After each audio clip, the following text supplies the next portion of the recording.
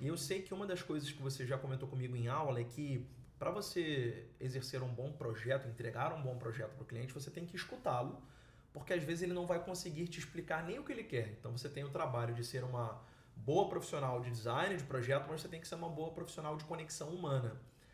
Até que ponto os seus projetos são definidos com base no que você ouviu do cliente e até que ponto vai no que ele não falou, mas você percebeu? Você consegue fazer essa distinção? Muito, porque a gente tem técnicas para a gente tirar do cliente exatamente o que a gente precisa para projetar. Então, eu projeto muito por sentimento, né? É claro que eu vou usar ali a parte técnica de ergonomia, circulação, né?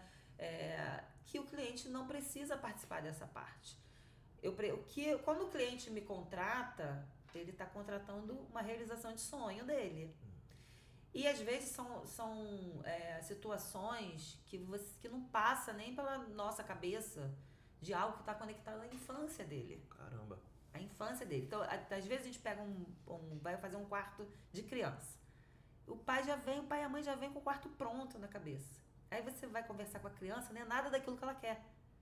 Porque o quarto não é da criança, o quarto são dos pais. Sim.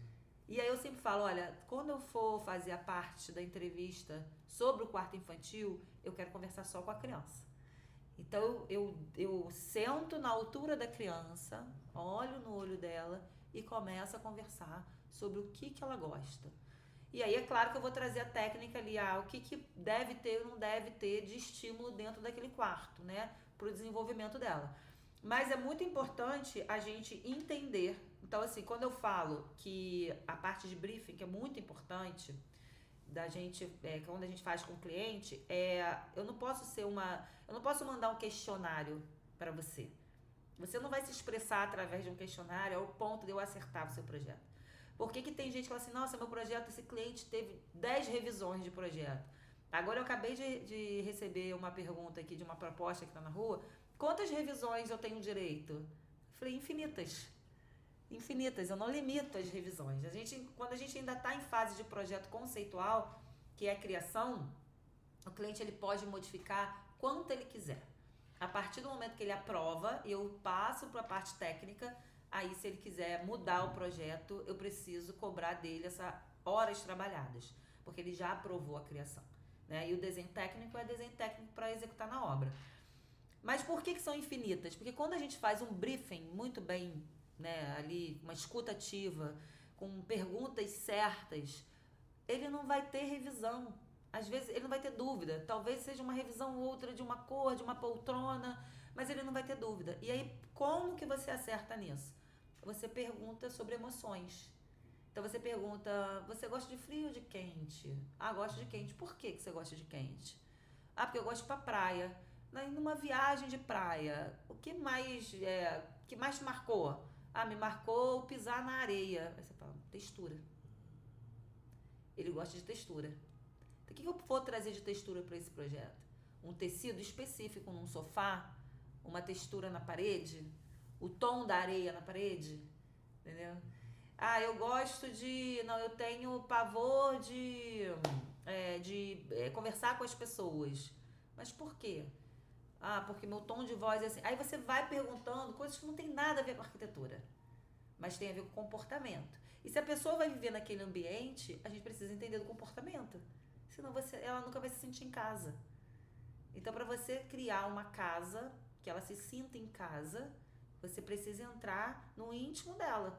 Né? Então, assim, eu escutei uma coisa que é bem marcante de um cliente falando assim, não, porque essa obra está atrasada, a obra está atrasada. Eu falei, gente, a obra não está atrasada.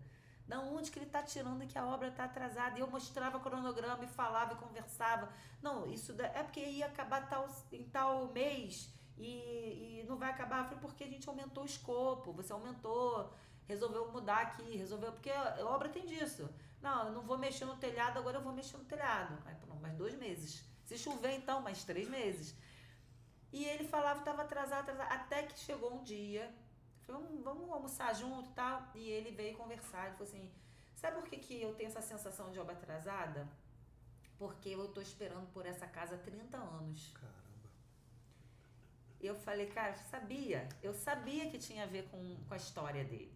E aí ele contou a história, porque ele morou em muitas casas, ele morou com muitas pessoas, morou com vó, com tia, com isso, com aquilo. Então, para ele, a construção daquela casa, né, com a família dele, era algo muito, muito forte. Então, para ele, estava atrasado, porque ele queria isso quando ele tinha 12 anos, e não agora, né? Então, quando você escuta do cliente, a história dele, o que marcou, então, a pesquisa de briefing tem que ter perguntas disso. Qual é a sensação que você quer ter quando você entrar no seu quarto, quando você sentar na sua cama? Se é um quarto compartilhado, o que pode, o que não pode? Por que não pode? Para você criar soluções para atender essa necessidade.